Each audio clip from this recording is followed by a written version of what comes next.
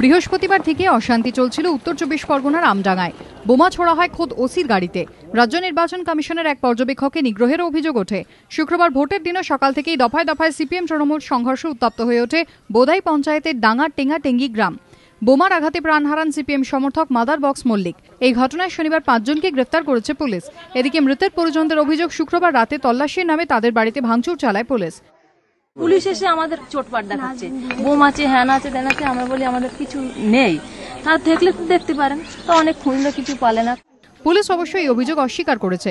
এদিকে মৃতের পরিজনদের পাশাপাশি স্থানীয় সিপিএম নেতৃত্বের অভিযোগ, তৃণমূলের লোকজনের ছোড়া বোমার আঘাতেই মৃত্যু হয়েছে মাদার বক্স মল্লিকের। আমার ওই যে দাদা মারা গেছে, ওই দাদাকে এনে আমরা এখানে শুইয়ে দিয়েছি, দিয়ে দাদাকে ওই যে বোম মেরেছে, এখানে তো কিছু নেই, মানে ন্যাকড়া দিয়ে মোচামুচি করছি, জল দিচ্ছি, গালি মাথায় দিচ্ছি, আর বলছে আমি আর বাঁচবো না। তৃণমূল অবশ্যই এই অভিযোগ অস্বীকার করেছে। উনি হার্টের পেশেন্ট, অ্যাকচুয়ালি উনি হার্টের পেশেন্ট। প্রচন্ড মানে বোমের আঘাতে সিপিএমরাই বোমা মেরেছে। ভদ্রলোক ওই ওখান দিয়ে যাচ্ছিলেন এবং লোকের লেগে গেছে। আর অ্যাকচুয়ালি মানে হার্টের পেশেন্টের শব্দটাই ওনার বেশি ক্ষতি করেছে বেশি। ভোটের পরদিনও থমথমে আমডাঙ্গা। শনিবার এলাকা জুড়ে চলেছে পুলিশের টহলদারি। জেলা প্রশাসন জানিয়েছে, ডাঙ্গা টেঙ্গাটেঙ্গি শিশু শিক্ষা কেন্দ্রে ফের ভোট হবে বলে সিদ্ধান্ত হয়েছে।